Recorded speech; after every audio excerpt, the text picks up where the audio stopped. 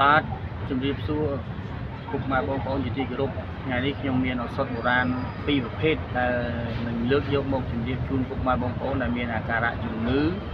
រលាកក្រពះរលាកពោះវៀនហើមពោះវៀនបាទអញ្ចឹងបងប្អូនបានធ្លាប់ដឹងហើយថាអាការៈជំងឺក្រពះហើមពោះវៀននេះវា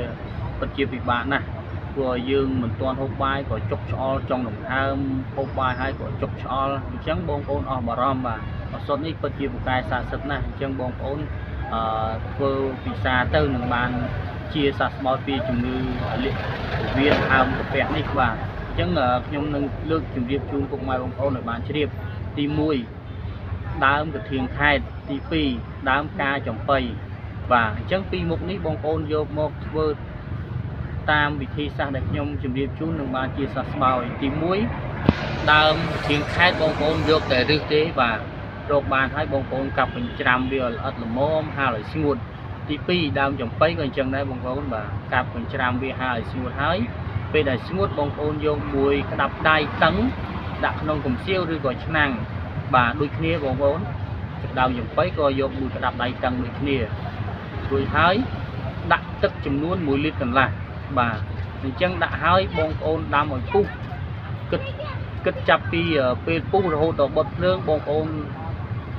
ងាស់ឲ្យបាន15នាទីទៅ20នាទីបាទទើបមានប្រសិទ្ធភាពល្អហើយបងប្អូនហូបក្តៅកាន់តែល្អណាហូបក្តៅបងប្អូនហូបពេលណាក៏បានដែរហូបឲ្យបានញឹកទៅកាន់តែល្អហើយរយៈពេលធូរស្បើយបងប្អូនធ្វើអញ្ចឹងហើយហូបបានតែ3ថ្ងៃទៅ5ថ្ងៃគឺបានធូរហើយបាទបានធូរហើយព្រោះឱសថបុរាណយើងនេះគឺពូកែខ្លាំងណាស់អញ្ចឹងបើបងប្អូនសួរថាបើបានធូរហើយហូបរយៈពេលប្រហែលថ្ងៃប្រហែលខែបានជាលោកគ្រូបាទអត់ហូបយូរទេតែរយៈពេល1ខែទៅ1ខែកន្លះតែបងប្អូនត្រូវហូបឲ្យជាប់ណាហូបឲ្យបានជារៀងរាល់ថ្ងៃកុំហូបដឹងថាខ្លួនឯងធូរហើយលេងហូបលេងពិសាអាហ្នឹងថ្ងៃក្រោយទៅជាឬអាការៈហើមក្រពះលាកក្រពះនឹងវិញហើយអញ្ចឹងខ្ញុំសូមបញ្ជាក់ម្ដងទៀតយើងហូបវាបានជារៀងរាល់ថ្ងៃ1ខែទៅ1ខែកន្លះជាហើយបាទអញ្ចឹងវិធីធ្វើងាយហើយជាចុងក្រោយសូមគោរពជូនពរពុកម៉ែបងប្អូនជួបតែសេចក្តីសុខសេចក្តីចម្រើនទៅទីណាមកណាជួបតែជួបតែជ័យបាទសូមគោរពជម្រាបលាពុកម៉ែបងប្អូនទាំងអស់គ្នាណាអរគុណច្រើន